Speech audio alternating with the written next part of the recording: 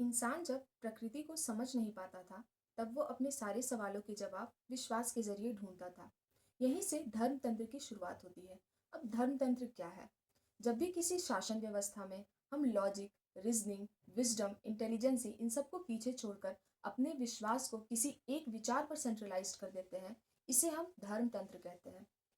धर्म शुरुआती समय में लोगों को जोड़ने का काम करती थी, पर जैसे जैसे हम आगे बढ़ते हैं हमने सवाल करना बंद कर दिया, या यूं कहे कि हमसे सवाल करवाना बंद करवा दिया गया।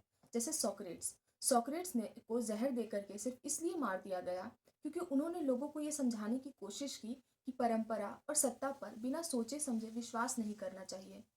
जब जब हमने विश्वास को विज्ञान के ऊपर रखा है, तब तब देश में डेवलपमेंट, रिसर्च ये सब रुक गया है।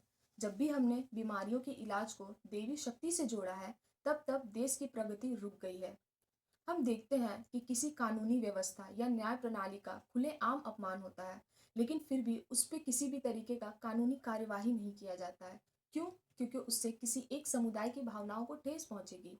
हम ये भी देखते हैं कि खुले मन से कई लोग ऐसे होते हैं जो किसी एक समुदाय के खिलाफ ऐसी ऐसी बातों का प्रयोग करते हैं, ऐसे ऐसे शब्दों का प्रयोग करते हैं जो बिल्कुल समाज के खिलाफ होता है, लेकिन फिर भी उन पर कोई भी कानूनी एक्शन नहीं लिया जाता है।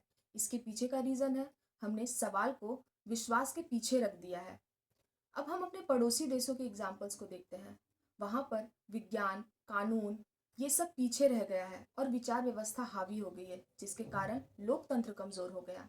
जब भी हमने साइंटिफिक टेम्परामेंट को पीछे छोड़कर हमने अंधभक्ति को ऊपर रखा है, तब तब देश सिर्फ पीछे नहीं गया है, बल्कि उसकी विकास रुक गई है।